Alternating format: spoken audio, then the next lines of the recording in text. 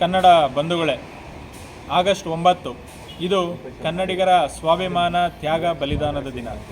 ತಮಗೆಲ್ರಿಗೂ ಗೊತ್ತಿದ್ದಂಗೆ ಭಾರತ ಸ್ವಾತಂತ್ರ್ಯ ಬರೋದಕ್ಕೂ ಮುಂಚೆ 594 ಸಂಸ್ಥಾನಗಳು ಈ ಒಕ್ಕೂಟದಲ್ಲಿ ಇರುತ್ತೆ.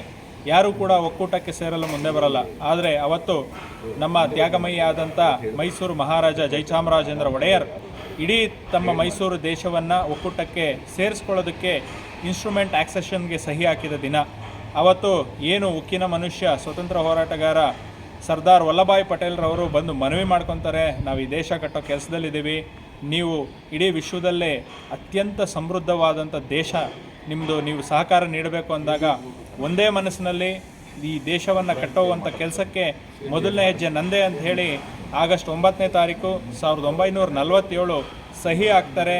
ಅವತ್ತು ಈ ಭಾರತ ಒಕ್ಕೂಟ ರಚನೆ ಆಗೋದಕ್ಕೆ ಪ್ರಾರಂಭ ಆಗುತ್ತೆ. ಆದರೆ ಇವತ್ತು ಕನ್ನಡಿಗರ ತ್ಯಾಗ ಬಲಿದಾನವನ್ನು ನಾವೆಲ್ಲರೂ ಕೂಡ ನೆನೆಸ್ಕೋಬೇಕು.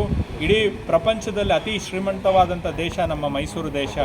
ಅಂಥ ಒಂದು ದೇಶವನ್ನು ಈ ಭಾರತ ಒಕ್ಕೂಟಕ್ಕೋಸ್ಕರ ನಮ್ಮ ಮಹಾರಾಜರು ತ್ಯಾಗ ಮಾಡ್ತಾರೆ.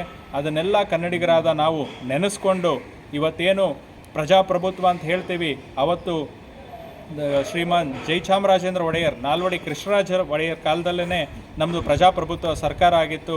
ರಾಜರು ಕೇವಲ ಉಸ್ತುವಾರಿ ನೋಡ್ಕೊಳ್ಳೋಂಥ ಕೆಲಸ ಮಾಡ್ತಿದ್ರು.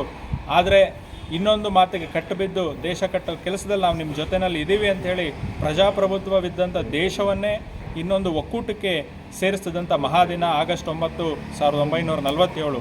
ಈಗಾಗಲೇ 75 ವರ್ಷ ನಾವು ಈ ಒಕ್ಕೂಟಕ್ಕೆ ಸೇರಿ ನಮ್ಮ ಈ ದೇಶ ಕಟ್ಟುವ ಕೆಲಸದಲ್ಲಿ ಕನ್ನಡಿಗರು ಯಾವ ರೀತಿ ನಾವು ತೊಡಗಿಸ್ಕೊಂಡಿದ್ದಾರೆ, ನಮ್ಮ ಸ್ವಾಭಿಮಾನನೂ ಕೂಡ ಈ ದೇಶಕ್ಕೆ ಏನು ಸೇವೆ ಸಲ್ಲಿಸಿದ್ದೀವಿ ಅದನ್ನು ತೋರಿಸ್ಕೊಳ್ಳೋಂಥ ದಿನ ಆಗಸ್ಟ್ 9.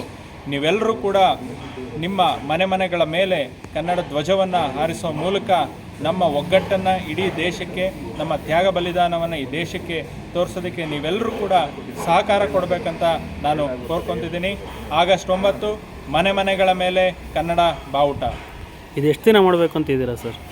ಈ ಒಂದು ಕಾರ್ಯಕ್ರಮವನ್ನು ಆಗಸ್ಟ್ 9ನೇ ತಾರೀಕಿಂದ ಪ್ರಾರಂಭವಾಗಿ 14ನೇ ತಾರೀಕಿನವರೆಗೂ ನಿರಂತರವಾಗಿ ನಡೆಯುತ್ತೆ. ತಾವೆಲ್ಲರೂ ಕೂಡ ತಮ್ಮ ಮನೆಗಳ ಮೇಲೆ, ತಮ್ಮ ಅಂಗಡಿಗಳ ಮೇಲೆ, ತಮ್ಮ ವಾಹನಗಳ ಮೇಲೆ ಕನ್ನಡ ಧ್ವಜವನ್ನು ಹಾರಿಸುವ ಮೂಲಕ ನಮ್ಮ ಸ್ವಾಭಿಮಾನವನ್ನು ತಾವು ಇಡೀ ಪ್ರಪಂಚಕ್ಕೆ ಪ್ರದರ್ಶನ ಮಾಡಬೇಕಂತ ಹೇಳಿ ಈ ಮೂಲಕ ನಾನು ಕಳಕಳಿಯಿಂದ ಮನವಿ ಮಾಡ್ತಾ ಇದ್ದೀನಿ. ನಿಮ್ಮ ಪರಿಚಯ? ನಾನು ಕನ್ನಡ ಚಳವಳಿ ಕೇಂದ್ರ ಸಮಿತಿ ಅಧ್ಯಕ್ಷ ಗುರುದೇವ್ ನಾರಾಯಣ್ ಕುಮಾರ್.